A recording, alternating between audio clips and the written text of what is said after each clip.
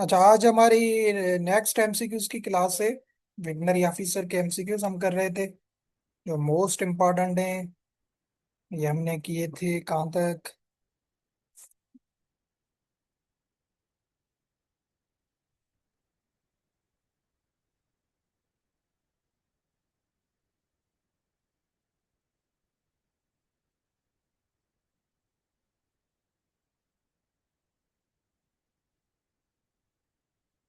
ये वाला पोर्शन आज हमें करना था, मॉलिक्यूलर बायोलॉजी। इसमें देखते हैं जो इम्पोर्टेंट एमसीक्यूज हैं। ये वाला पोर्शन हमने कर लिया था, ठीक है। फूड माइक्रोबायोलॉजी और इम्यूनोलॉजी वाला कल यहाँ तक किए थे क्वेश्चंस। आज ये मॉलिक्यूलर बायोलॉजी में जो इम्पोर्टेंट है वो हम देखते हैं, सही, कि क्या क्या चीजें हैं यहाँ पे। यहाँ पे जो हमारा पहला इंपॉर्टेंट एमसीक्यूज है वो 10वां नंबर एमसीक्यूज है। The enzyme dash dash unzips and unwinds the DNA molecules. ये अच्छा एमसीक्यूज है, ये कॉपी पेस्ट हो सकता है, पेपर में भी आ सकता है।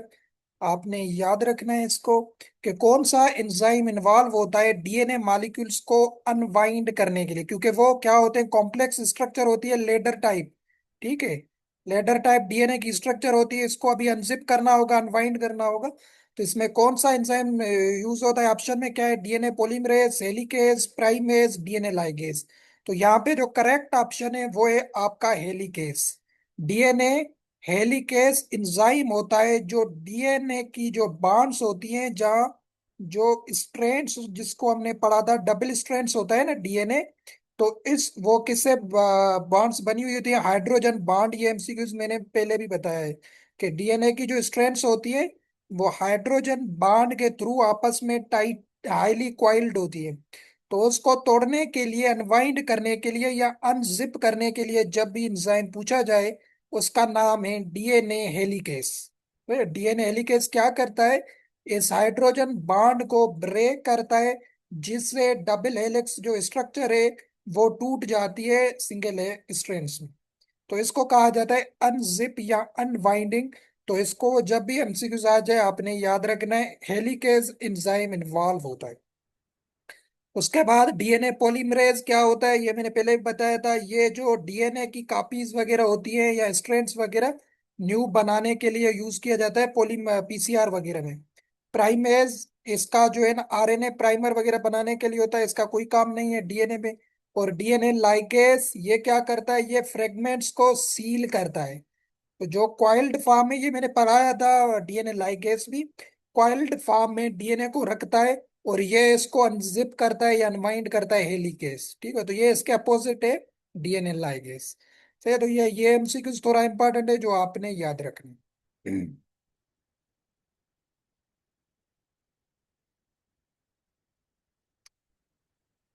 फिर हम कौन सा करने वाले हैं क्वेश्चन? क्वेश्चन नंबर 15 क्या है, कि phagocytes are attracted by all of the following except. ठीक है, क्या ऑप्शन में दिए? फेगोसाइट्स में phospholipid released by injured cell, components of complement system, chemical product of microorganism, D में लाइसोसोम। यहाँ पे कह रहा है कि फेगोसाइटिक्स जो सेल है वो जो है ना अट्रैक्ट होते हैं सारी चीजों से, किसी एक के अलावा। तो वो कौन सा है? अभी फेगोसाइट्स क्या होते हैं आपने याद रखना है। ये जो होते हैं ये इंजरी के बाद टिश्यूज में रिलीज होते हैं, और ये साइड ऑफ इन्फेक्शन की तरफ मूव करते हैं। ठीक है, फेगोसाइट्स। ठीक है, तो अट्रैक्ट होते हैं। तो ये भी इंजर्ड सेल है फास्फोलिपिड्स के, तो यहाँ पे भी ये अट्रैक्ट होते हैं इम्यून से।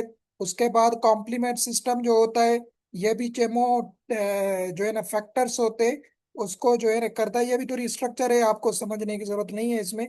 तो ये बस समझना है, कॉम्प्लीमेंट सिस्टम के कंपोनेंट्स भी फेगोसाइट्स को अट्रैक्ट करते हैं, फास्फोलिपिड्स के से रिलीज जो प्रोडक्ट्स होती है इंजर्ड सेल में वो भी अट्रैक्ट होती है। और उसके बाद जो माइक्रो ऑर्गेनिजम्स की केमिकल प्रोडक्ट होती है वो भी फेगोसाइट्स को अट्रैक्ट, मतलब ये इंगल्फ करते हैं, ईट करते हैं डेब्रिस वगैरह को। सही कहा। तो लाइसोसोम यहाँ पे एक्सेप्शन है हमारे पास। जो है ना ये क्या करता है, ये डाइजेस्ट करता है लाइसोसोम पैथोजेंस वगैरह को। ठीक हो गया, तो ये अट्रैक्ट नहीं होता है फेगोसाइट से। तो ये जब भी ये क्वेश्चन इतना इंपॉर्टेंट भी से नहीं है, बट अगर पेपर में आ जाए तो लाइसोसोम वाला ऑप्शन आपने करना। उसके बाद क्या चीज है?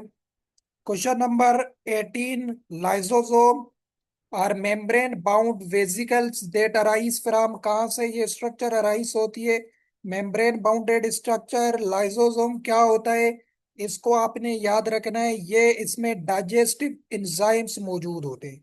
ये भी सेल की एक स्ट्रक्चर है, जब भी पेपर में आ जाए मैंने बताया हुआ है, माइटोकॉन्ड्रिया, गाल्जी अपरेटस, ये पहले भी बताया है।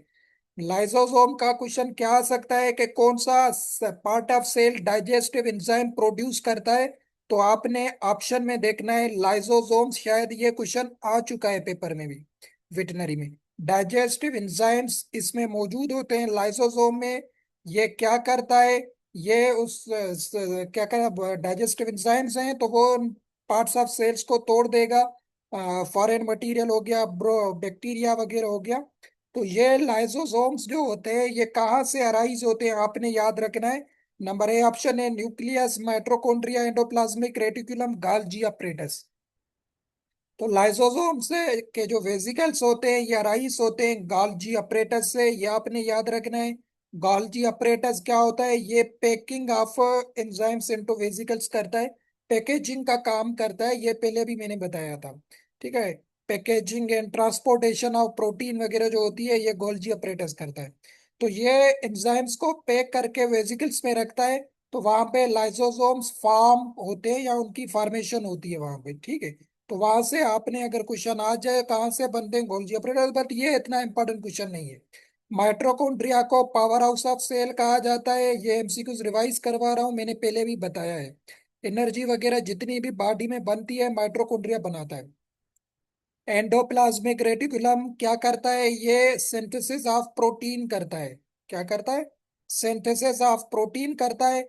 और गाल्जी अपरेटस क्या करता है? इन प्रोटीन्स को पैक करके ट्रांसपोर्ट करता है आगे। पैकिंग एंड ट्रांसपोर्टेशन का काम गोल्जी अपरेटस करता है। ठीक हो गया? तो ये क्वेश्चंस ऑलरेडी मैंने पढ़ाया हुआ है, ये आपको लाइसोसोम्स से बताया था। लाइसोसोम्स क्या होते हैं? डाइजेस्टिव एंजाइम्स कलेक्ट करते हैं, या इसको कहा जाता है डाइजेस्टिव बैग्स ऑफ एंजाइम भी। ठीक है, डाइजेस्टिव बैग्स भी कहा जाता है लाइसोसोम, क्योंकि इसमें एंजाइम्स होते हैं डाइजेस्टिव। उसके बाद क्वेश्चन क्या है? 19 क्वेश्चन भी डिस्कस करते हैं कि the lysosomes contain dash dash enzymes. Lysosomes में कौन कौन से एंजाइम्स इन्वॉल्व होते हैं? Photosynthetic enzyme, anabolic enzyme, hydrolytic enzyme, melancholic enzyme. तो ये एंजाइम्स के नाम है, आपने याद रखना है, अगर क्वेश्चन आ जाए, ये भी थोड़ा अच्छा एमसीक्यू से पेपर के हवाले से। तो इसमें आपने याद रखना है वो होते हैं हाइड्रोलाइटिक एंजाइम्स। लाइसोसोम्स बताया है, डाइजेस्टिव एंजाइम्स की बैग को कहा जाता है, वहां पे डिस्कशन बता दी। तो इसमें कौन से एंजाइम्स इन्वॉल्व होते हैं? हाइड्रोलाइटिक एंजाइम्स इन्वॉल्व होते हैं, जो बैक्टीरिया वेस्ट मटेरियल जितना भी डेब्रिस होता है ऑर्गन से, उसको क्या करते हैं? ब्रेक डाउन करने में मदद देते हैं। ठीक हो गया? हाइड्रोलाइटिक एंजाइम्स उसमें इन्वॉल्व होते हैं, जो वो एंजाइम क्या करते हैं? प्रोटीन हो गया, लिपिड्स हो गए और कार्बोहाइड्रेट हो गए, इसकी डाइजेशन करवाते हैं ये वाले एंजाइम्स। ये लाइसोसोम्स में मौजूद है। फोटोसिंथेटिक ये प्लांट्स में स्ट्रक्चर होती है, फोटोसिंथेसिस उसमें होते हैं। ठीक हो गया? बाकी और ऑप्शंस नहीं, तो अगर क्वेश्चन आ जाए तो हाइड्रोलैक्टिक का आपने याद रखें।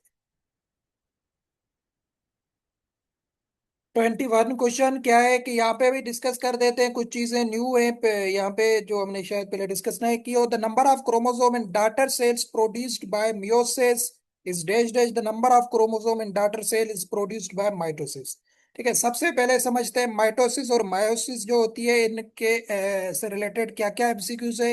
एक दो चीजें पेपर में शायद इससे माइटोसिस या मायोसिस की डेफिनेशन से आ चुका है 2018-20 में से। माइटोसिस सबसे पहले आपने याद रखनी है, ये होती है बॉडी सेल्स में, माइटोसिस की बात कर रहा हूँ। ठीक है, माइटोसिस ऊपर लिख देता हूँ, किस में होती है? बॉडी सेल्स में होती है, या सोमेटिक सेल भी इनको कहा जाता है। बॉडी सेल्स या सोमेटिक सेल्स। और इसमें आपने याद रखना है कि इसका पूछा जाता है क्रोमोसोम नंबर। तो जो माइटोसिस होती है इसमें क्रोमोसोम नंबर मेंटेन रहता है, दूसरी पॉइंट आपने ये याद रखनी। क्या याद रखना है? कि माइटोसिस में क्रोमोसोम नंबर मेंटेन रहता है, या इसको और वर्ड अगर मैं देना चाहूं तो कांस्टेंट रहता है। ठीक है, अगर जो है ना, क्या कहते हैं, काऊ है, काऊ में नंबर ऑफ क्रोमोसोम कितने हैं? केटल में 60 है।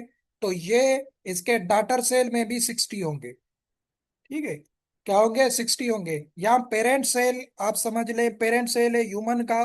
उसमें ह्यूमन में हम में कितने क्रोमोसोम होते हैं? 46 होते हैं। तो डाटर सेल में भी कितने होंगे? 46 होते। तो ये मेंटेनेंस ऑफ क्रोमोसोम नंबर करता है माइटोसिस। दो एमसीक्यूज याद रखने हैं आपने माइटोसिस से ये। दूसरा होता है मेयोसिस। मेयोसिस से भी दो पॉइंट्स आपने याद रखनी है पेपर के हवाले से। जो है ना, मेयोसिस कहाँ पे होती है? नंबर वन, आपने एक पॉइंट ये याद रखनी है मेयोसिस से। ठीक है, ये होती है स्पर्म एंड ओवा सेल्स में, या जिनको कहा जाता है एसीएक्स सेल। ठीक है, समझ गए आप? स्पर्म एंड ओवा सेल्स में मेयोसिस होती है। ठीक है, तो एक एमसीक्यू ये आपने याद रखना है। दूसरा याद रखना है कि यहाँ पे क्रोमोसोम नंबर की रिडक्शन होती है। क्या होती है? क्रोमोसोम नंबर की रिडक्शन होती है, या दूसरे वर्ड्स याद रख लें, हाफ नंबर ऑफ क्रोमोसोम होते हैं। मतलब अगर पेरेंट में क्रोमोसोम होंगे तो उसका हाफ होता है डाटर सेल में। सही है? तो अभी एमसीक्यूज क्या है अभी आप खुद कर लेंगे, ऐसा बताने की जरूरत नहीं है, मैंने क्लियर कर दिया। दो एमसीक्यूज यहाँ से आते हैं। एक तो इनका पूछा जाता है कि मेयोसिस या माइटोसिस कहाँ पे होती है। ये दोनों मैंने बता दिए, वो होती है बॉडी सेल्स, सोमेटिक सेल्स में, और ये होती है सीएक्स सेल्स या ओआईएम सेल्स में। ठीक हो गया? 21 क्वेश्चन क्या है कि the number of chromosome in daughter cell produced by meiosis is dash dash the number of chromosome. ठीक है, यहाँ पे पूछ रहा है कि मियोसिस में number of chromosome daughter cell में कितने होंगे? वन फोर्थ होंगे, हाफ होंगे, इक्वल टू होंगे, ट्वाइस होंगे।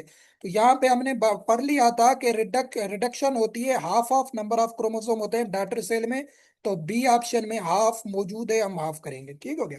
यहाँ पे ये एमसीक्यूज इंपॉर्टेंट नहीं था, यहाँ पे ये एमसीक्यूज इंपॉर्टेंट था कि ये कहाँ कहाँ पे होती है, माइटोसिस और मियोसिस बताना था। सही है? बाकी ये भी एमसीक्यूज आपका क्लियर होगा।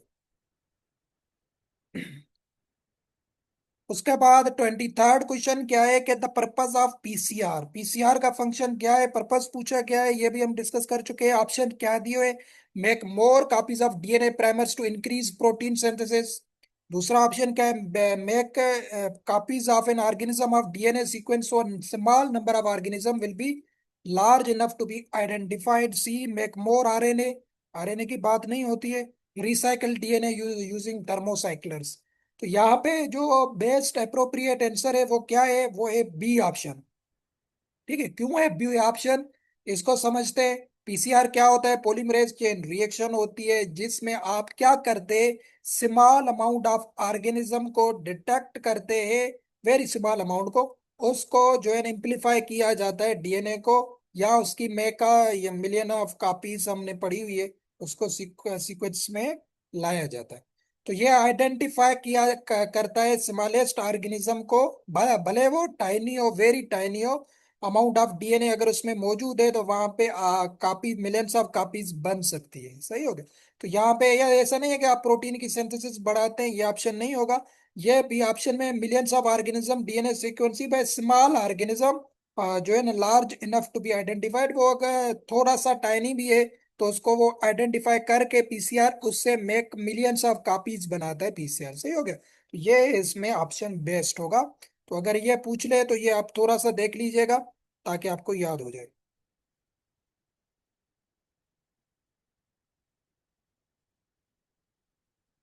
उसके बाद क्या एमसीक्यू से?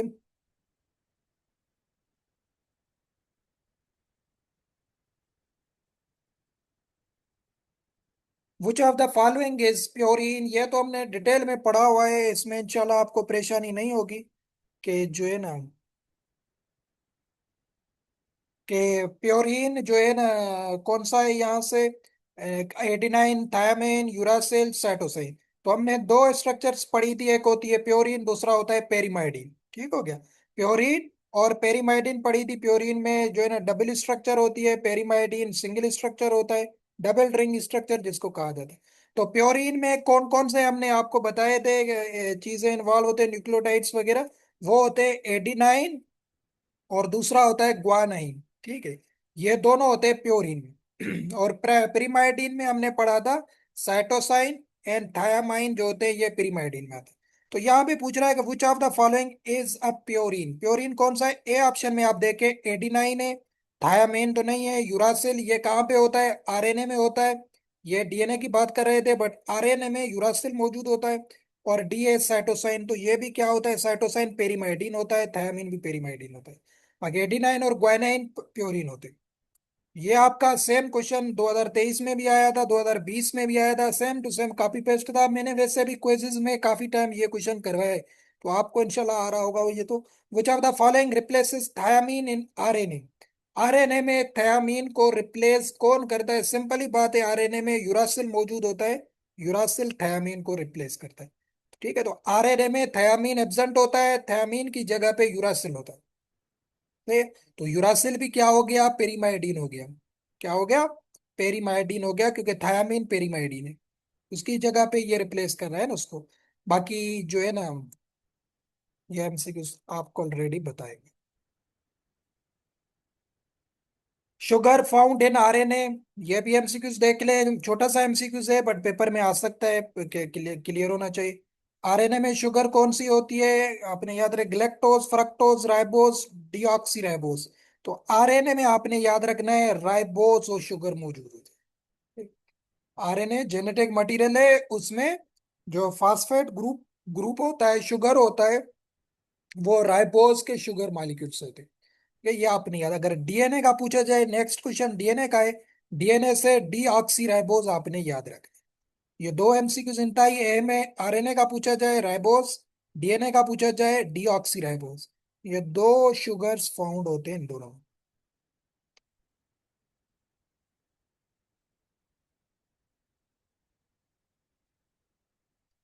उसके बाद ये वाला भी क्वेश्चन देख लें, थोड़ा सा इंपॉर्टेंट है। All of the following are thermostable polymerase except. यहाँ पे एंजाइम्स का पूछ रहा है कि कौन सा एंजाइम जो है वो थर्मोस्टेबल है, मतलब सारे हैं, इनमें से कोई नहीं है। सही हो गया, तो ये आपने याद रखना। तो थर्मोस्टेबल का क्या मतलब होता है? कि मतलब वो हाई टेम्परेचर पे भी फंक्शन परफॉर्म कर पाए, क्योंकि ये पीसीआर वगैरह में इन्वॉल्व होते हैं एंजाइम्स। तो ये क्या होते हैं, वहां पे अगर आप टेम्परेचर ज्यादा देंगे तो वो भी उन पे कोई असर ना पड़े। ठीक है, वो नॉर्मल बैक्टीरियल रिप्लिकेशन करे, जो है ना डीनेचर ना हो जाए ड्यूरिंग हाई टेम्परेचर, तो इसको कहा जाता है थर्मोस्टेबिलिटी। तो all of the following are thermostable polymerase except. यहाँ पे पूछ रहा है कि सब जो है वो हाई टेम्परेचर पे वर्क परफॉर्म कर लेते हैं, कौन सा नहीं कर पाता? तो आपने याद रखना है, ये जो हाई टेम्परेचर होता है ना, इसकी रेंज आप देख ले 94, ये हमने पीसीआर में पढ़ी भी थी। 94 से 95 डिग्री सेल्सियस ये हाई टेम्परेचर की रेंज है। तो इस पे टेक पॉलीमरेज तो परफॉर्म इजीली काम करता है। ठीक है, क्लासिकली ये काम करता है, थर्मोस्टेबल है। उसके बाद वेंट पॉलीमरेज जो है ना, ये हीट रेजिस्टेंट एंजाइम है। उसके बाद डीएनए पॉलीमरेज 3। ठीक है, ये वाला ऑप्शन आपने ये देखना है, डीएनए पॉलीमरेज 3 जो है ये परफॉर्म नहीं कर पाता। ठीक है, डीएनए पॉलीमरेज 3 जो होता है ये हीट स्टेबल नहीं होता है, ये हाई टेम्परेचर पे डीनेचर हो जाता है। ठीक, यहाँ डिस्ट्रक्शन हो जाती है इस एंजाइम की हाई टेम्परेचर पे, तो ये थर्मोस्टेबल नहीं होता है। बाकी Taq polymerase, Vent polymerase, Pfu polymerase, ये सारे एंजाइम्स क्या होते हैं? ये वेरी हीट स्टेबल होते हैं। ठीक है, तो जब भी क्वेश्चन आ जाए तो ये इसका सी आपने याद रखें। The first step in PCR, PCR में पहला स्टेप कौन सा है? वो है डी नेचुरेशन का होता है, ये हमने पढ़ा था। डी नेचुरेशन होती है जिसमें डबल एलेक्स को सिंगल स्ट्रैंड में लाया जाता है। उसके बाद एनीलिंग होती है। ठीक हो गया, प्राइमर्स की एनीलिंग आपस में होती है टेम्पलेट की। उसके बाद एलोंगेशन या एक्सटेंशन का फेस आता है, जिसमें ये टेक पॉलीमरेज एंजाइम जो होता है ये न्यू कॉपीज बनाना शुरू करता है। ठीक है, तो फर्स्ट फेज पूछ रहा है, फर्स्ट फेज कौन सा है? वो है डी नेचुरेशन। ठीक है, तो ये मॉलिक्यूलर बायोलॉजी के कुछ इंपॉर्टेंट क्वेश्चन थे जो मैंने आपको बता दिए। सही है, फिर नेक्स्ट क्वेश्चन देखते हैं कौन से, कुछ टाइम बचता है तो वो वाले भी कर लेते हैं। फिर है जनरल माइक्रोबायोलॉजी एंड बैक्टीरियोलॉजी से क्या क्या क्वेश्चन है, पानी पी के इनको डिस्कस करते हैं।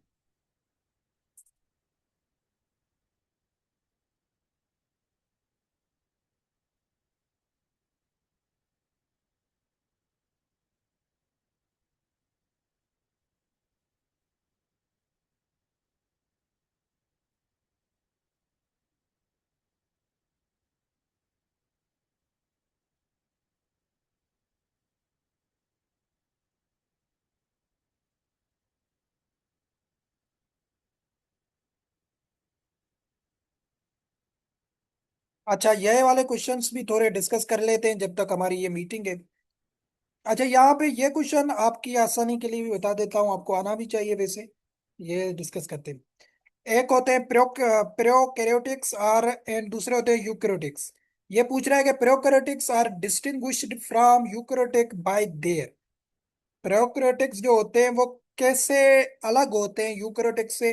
Number one, phospholipid plasma membrane. Number two, cytoplasm. Number C, nucleotide instead of nucleus. D है मेम्ब्रेन बाउंड ऑर्गेनेल्स। सबसे पहले समझ लें प्रोकैरियोटिक किसे कहते हैं। प्रोकैरियोटिक जो होता है इसमें न्यूक्लियस मौजूद नहीं होता है। There is no presence of true nucleus. ठीक है, there is no present of true nucleus. ठीक है, ये आपने याद रखना है। और जो यूक्रेटिक होते हैं, बेसिक कुछ सिंपल डिफरेंशिएट याद रखना है, इसमें ट्रू न्यूक्लियस मौजूद होता है। जाहिर है जो जेनेटिक मटेरियल होता है वो डीएनए में इन्वॉल्व होता है, वो सॉरी न्यूक्लियस में होता है ना। तो ये इसमें प्रोकैरियोटिक में ट्रू न्यूक्लियस एब्सेंट होता है, यूकैरियोटिक में ट्रू न्यूक्लियस मौजूद है। जितने भी बैक्टीरिया वगैरह होते हैं ना, ये प्रोकैरियोटिक्स होते हैं, सही है। अभी यहाँ पे अगर न्यूक्लियस एब्सेंट है प्रोकैरियोटिक में, तो यहाँ पे डीएनए कहाँ पे स्टोर्ड होगा, ये आपने याद रखना। वो होता है न्यूक्लियोइड्स रीजन, उसे कहा जाता है। क्या कहा जाता है? न्यूक्लियोइड रीजन उसको कहा जाता है प्रोकैरियोटिक में। तो ऑप्शन क्या दिया हुआ है देखें। सी ऑप्शन देखें, न्यूक्लियाइड इंस्टीड ऑफ न्यूक्लियस। तो प्रोकैरियोटिक डिफरेंशिएट कैसे करते हैं यूकैरियोटिक से? न्यूक्लियाइड से। क्योंकि प्रोकैरियोटिक में न्यूक्लियाइड मौजूद होता है इंस्टीड ऑफ न्यूक्लियस, तो यही डिफरेंशिएट होता है प्रोकैरियोटिक से। यह इसको डिस्टिंग्विश करता है फ्रॉम यूकैरियोटिक्स। सही हो गया, तो सी ऑप्शन यहाँ पे करेक्ट है। यह आपने याद रखना है। बाकी फास्फोलिपिड जो है ये प्लाज्मा मेम्ब्रेन दोनों में मौजूद होती है। साइटोप्लाज्म जो है ना बोथ सेल्स में मौजूद होता है। मेम्ब्रेन बाउंड ऑर्गेनेल्स जो है ये यूकैरियोटिक्स में होता है। ठीक है, बट ये एक फैक्टर डिस्टिंग्विश नहीं करता, ये एम फैक्टर है न्यूक्लाइड इंस्टीड ऑफ न्यूक्लियस। ठीक है, यह आपने याद रखना है। वैसे मेम्ब्रेन बाउंड ऑर्गेनेल्स भी प्रोकैरियोटिक्स में एब्सेंट होते हैं, सही हो गया। बट यहाँ पे जो करेक्ट आंसर है वो न्यूक्लाइड इंस्टीड ऑफ न्यूक्लियस। उसके बाद क्वेश्चन क्या है कि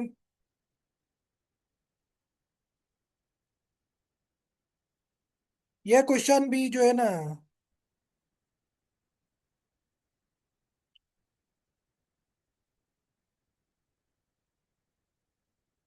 which of the following is not in the growth curve. Growth curve में बैक्टीरिया की जो ग्रोथ की कर्व होती है उसमें कौन सा फेस नहीं होता है? Lag phase, log phase, stationary phase, chemo state.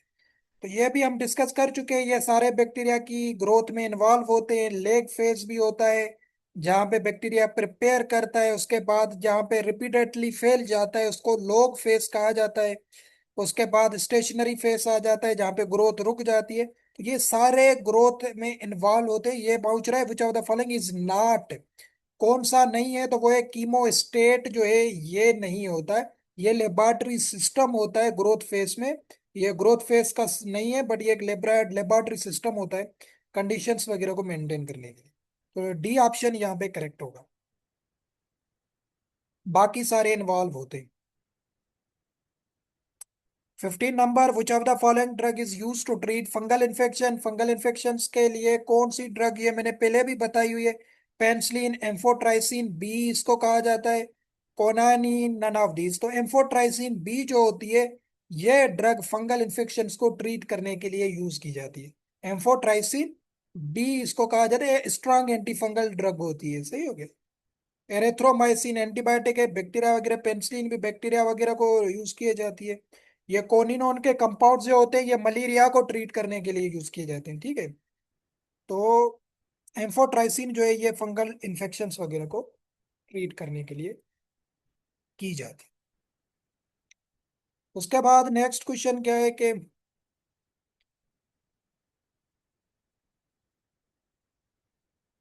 Autoclaving, 28वां number question भी देख ले। ऑटोक्लेविंग इज डन, कौन कौन सा ऑटोक्लेविंग का टेम्परेचर और प्रेशर याद रखिएगा। 121 15 IB ये प्रेशर का यूनिट है पास्कल। 121 115 IB। 121 115 IB। 121 फ़ारेनहाइट, 115 है भी। तो हमने ऑटोक्लेविंग का टेम्परेचर आपको बताया था 121 डिग्री सेल्सियस होता है, फ़ारेनहाइट नहीं होता है। तो ये सी और डी ऑप्शन तो फारिग हो गए, इसको खत्म करो पहले, क्योंकि सेल्सियस में टेम्परेचर होता है। ठीक है, तो ये क्या होता है, ये high temperature high pressure sterilisation of instruments वगैरह करने के लिए ऑटोक्लेविंग की जाती है। इसका टेम्परेचर तो आपको पता है 121 डिग्री सेल्सियस होता है। इसका प्रेशर आपने याद रखना है 15 IB प्रेशर इसको कहा जाता है। IBN होता है, या पास्कल भी इसको कहा जाता है, प्रेशर का यूनिट है पास्कल। ठीक है, तो ए ऑप्शन जो है ये करेक्ट होगा। 15 IB प्रेशर ये होता है, और 121 डिग्री सेल्सियस होता है। फ़ारेनहाइट आपने नहीं करना। ठीक है, उसके बाद क्या क्वेश्चन है। 29 क्वेश्चन है कि the principal dye in gram staining, ये हम पढ़ चुके हैं।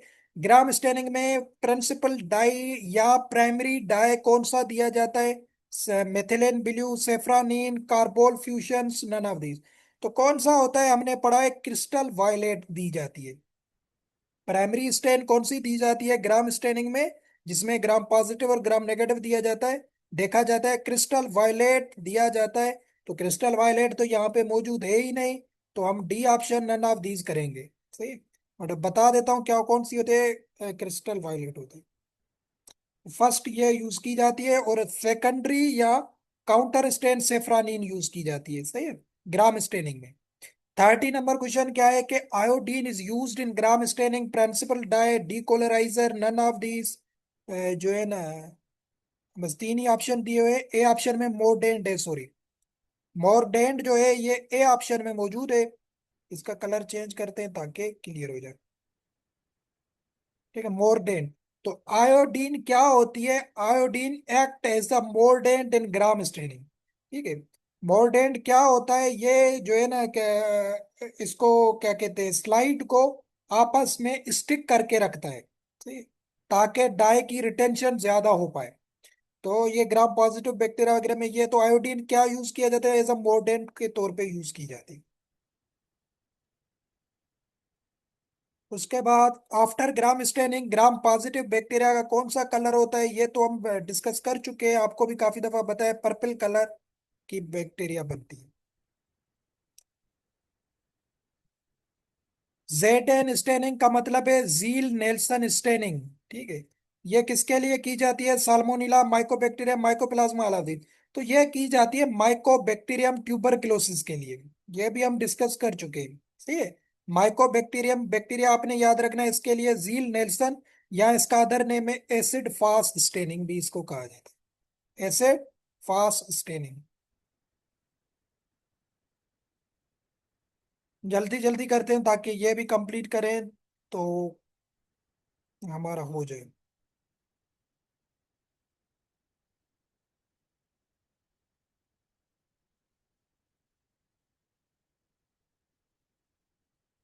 Keylong reaction is the rapid technique for the identification of, ये एमसीक्यूज भी आपने याद रखना है, पेपर में पूछ सकता है।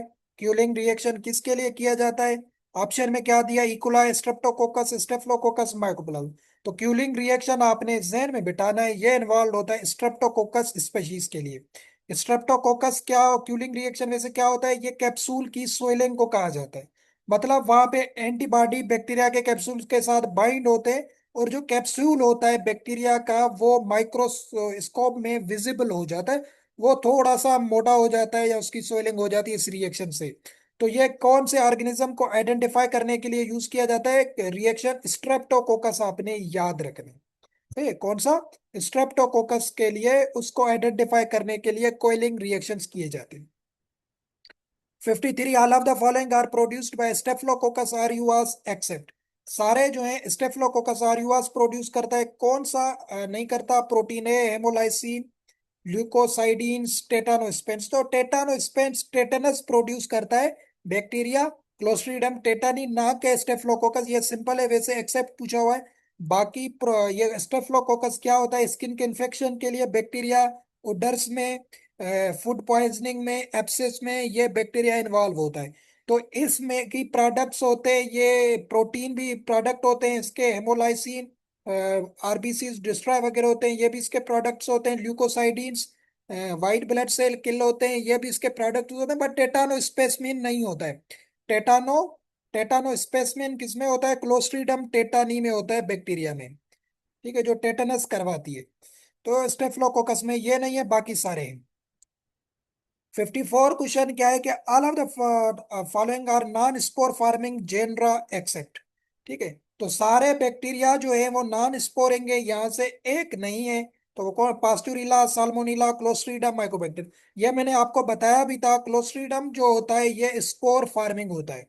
कौन सा होता है? बेसिलस और क्लोस्ट्रीडम, जिसमें बेसिलस एंथ्राइसस और क्लोस्ट्रीडम की जितने भी है, ये होते हैं स्पोर फार्मिंग बैक्टीरिया। एंडोस्पोर भी कहा जाता है, मतलब इनके स्पोर्स हार्श कंडीशन में भी सरवाइव कर जाते हैं, तो ये बहुत खतरनाक होते हैं। तो यहाँ पे पूछ रहा है कि सारे नॉन स्पोर हैं, एक यहाँ से स्पोर है, तो वो है क्लोस्ट्रीडम। बाकी पास्चुरिला, साल्मोनिला, माइकोबैक्टीरियम ये सारे नॉन स्पोर ही होते हैं। 55 question, the following species of Brucella causes disease in goat. तो गोट्स में कौन सी करवाती है? ब्रोसिला मेलिटेंसिस। ठीक है, ब्रोसिला स्वेस पिग में, ब्रोसिला केनेस जो है ना डॉग वगैरह में, उसके बाद ब्रोसिला अबोर्टस काऊ वगैरह में। मेलिटेंसिस का शीप वगैरह में करवाती है, और गोट में, ये आपने याद रखना। तो ये भी सिंपल क्वेश्चन है।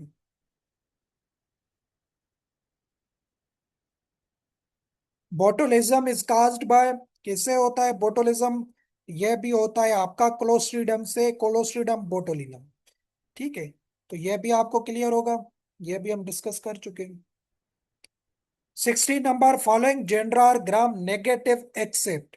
सारे जो हैं ग्राम नेगेटिव बैक्टीरिया हैं, कौन सा ग्राम पॉजिटिव है? ये भी हमने शुरू में माइक्रो जब पढ़ा था तब भी बताया था। इकोलाई ग्राम नेगेटिव होता है।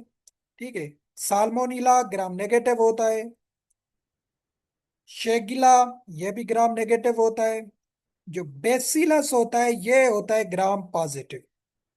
ये मैंने लिखवाए भी थे, बेसिलस लिख लो। और उस टाइम भी बोला था कि ये ग्राम पॉजिटिव होता है। ठीक है, तो यहाँ पे क्वेश्चन क्या है कि all of the following gender are gram negative except, मतलब सारे ग्राम नेगेटिव दिए हुए एक्सेप्ट कौन सा नहीं है? तो वो डी ऑप्शन बेसिलस जो है ये वाला होता है ग्राम पॉजिटिव। ठीक है, तो ये 60 क्वेश्चन इसके थे। यहाँ से जो जो इंपॉर्टेंट थे मैंने बता दिया आपको। ये जनरल माइक्रोबायोलॉजी और बैक्टीरियोलॉजी के चैप्टर से थे, पेपर के लिए इतना ये अहम हो सकते हैं। बाकी इंशाल्लाह कल हम ये मेसिलेंसियस जो सेक्शन है इसको हम करेंगे।